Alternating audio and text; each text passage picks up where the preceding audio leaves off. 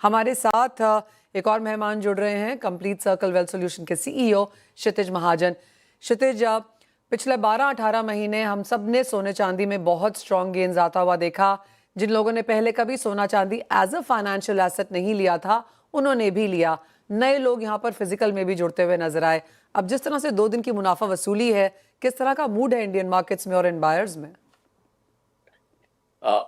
Well I think अगर आप investment part पे पूछते हैं तो काफी लोग जो है काफी टाइम से बाय कर रहे थे, बट यस, इन्वेस्टमेंट पार्ट से जो रिसेंट आए हैं उनको थोड़ा पैनिक है। बिकॉज इतना रिसेंट इतना ज्यादा फॉल, अब देखिए 46-47% सिल्वर में आप जैसे खुद ही बता रहे हैं, और 24-25% गोल्ड में, और बहुत एविडेंट था। इतनी स्पीड से कोई चीज बढ़ती है, होता क्या है ना, एवरी टाइम हम अंडर परफॉर्मेंस को क्वेश्चन करते हैं, हमेशा आउट परफॉर्मेंस को भी क्वेश्चन करना चाहिए कि आउट परफॉर्मेंस हुई है तो आउट परफॉर्मेंस किस कारण से हुई है। So I think that's a problem when we don't question out performance. So I think investor part पे मुझे लगता है यहाँ से एक स्टैगर इन्वेस्टमेंट ही सही है, और उसके लिए भी wait and watch, because a strong dollar जो है इज अ वीक कनेक्शन, मतलब वो फॉर गोल्ड एंड सिल्वर, मतलब किसी भी कमोडिटी के लिए अगर डॉलर स्ट्रॉन्ग हो रहा है यहाँ पे, and they were very clear. Change of guard हुआ, नए फेड चेयरमैन आए, एंड एक्सपेक्टेड था शायद वो रेट कट करेंगे, बट रेट कट बहुत ज्यादा एक प्रॉब्लमेटिक हो सकता है यूएस के लिए विद इन्फ्लेशनरी प्रेशर। तो डॉलर अगर स्ट्रांग हो रहा है आज, अगर, और जब भी पिछले 5-6 दिन से हो रहा है, तो आप उसमें कमोडिटी को करेक्ट होता देखेंगे। तो अभी भी आई थिंक फ्रॉथ है जो आपने बात करी है, और वो सेटल होगी, और अभी वेट एंड वॉच का सिचुएशन रखना चाहिए। हैविंग सेड दैट, अगर आपकी सिप्स चल रही हैं फंड ऑफ फंड में, ईटीएफ्स में, तो उसको आप कंटिन्यू कीजिए, and that's a right approach.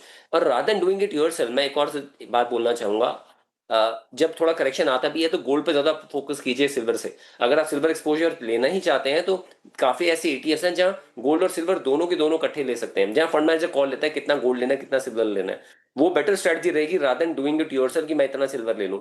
Because आप मेटल को उस एक फेयर प्राइस देंगे ना, आप इस प्राइस पे ले जाएंगे जहां पे वो वाइबल नहीं है, तो कहीं ना कहीं वो करेक्ट होना ही था। एंड जब वो ऊपर जा रहा होता है तो लगता है देयर इज नो स्टॉपिंग, अब वो नीचे आ रहा है तो लग रहा है there is no stopping, but I am saying एक उसका फेयर लेवल है, वो अचीव करेगा। उसके बाद भी मेरा सजेशन रहेगा, आप 5-7% एसेट एलोकेशन के हिसाब से गोल्ड में इन्वेस्ट करें, और सिल्वर में लेना ही है तो फंड ऑफ फंड का रूट लें। ऑलराइट, तो चांदी क्लियरली यहाँ पर फेवर से निकलती हुई नजर आ रही है। क्षितिज, अब जिस तरह से अगर हम क्रॉस एसेट क्लासेस यहाँ पर देखें, डॉलर इंडेक्स 4 साल के लो से बड़ा जरूर है लेकिन बहुत ज्यादा नहीं। इक्विटीज का हाल हम सब देख ही रहे हैं, एक कंसर्न अंतर्राष्ट्रीय बाजारों में अभी भी है। बिटकॉइन में गिरावट है, सोने चांदी में मुनाफा वसूली है, मेटल्स गिरे हुए हैं, इक्विटीज गिरे हुए हैं। कहाँ जा रहा है फिलहाल पैसा फिर? पैसा सब इन्वेस्टेड है, और पैसा जो है, अगर आप डोमेस्टिक इन्वेस्टर का पूछेंगे तो कुडोस टू आवर इन्वेस्टर्स जिन्होंने पार्टिसिपेट करके कुछ हद तक मार्केट को स्टेबलाइज रखा हुआ है। बिकॉज जिस तरह की सेलिंग है, इस तरह मतलब इट्स मोर लाइक कि डेली बेसिस पे सिस्टमेटिक विड्रॉल प्लान चल रहा है फाइज का, रोज का 2,500-3,000 रुपया पैसा निकाल रहे हैं।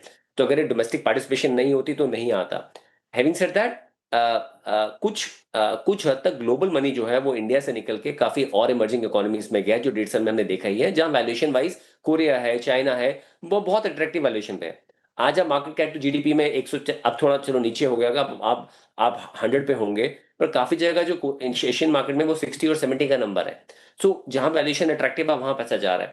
डोमेस्टिक पैसा वेट एंड वॉच में इस समय, बिकॉज जहां पैसा है भी है। सो जो बजट में कल हुआ है उसका रिएक्शन मार्केट में है, अभी फॉरेन मार्केट जैसे खुलेंगी तो और रिएक्शन आएगा। तो I think everybody is waiting कि जब एक बार स्टेबलाइज हो तो चीजें आए। बट माय सेंसेस, आपको पैसा आता दिखेगा वापस मार्केट में भी और कमोडिटीज में भी।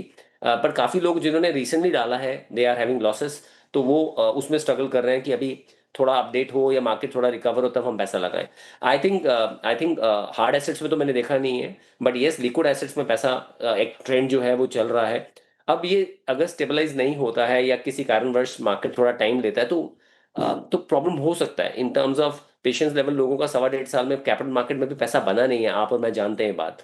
तो वहां पे थोड़ा पेशेंस टेस्ट हो रहा है। लकीली अभी तक तो वो पेशेंस टेस्ट में इन्वेस्टर्स खड़े उतर रहे हैं, but I hope so thing should continue like this. Well absolutely, जिन्होंने इन पैसा लगाया है उनकी पेशेंस काफी तरीके से यहाँ पर टेस्ट हुई है, और जिस तरह से 2 दिन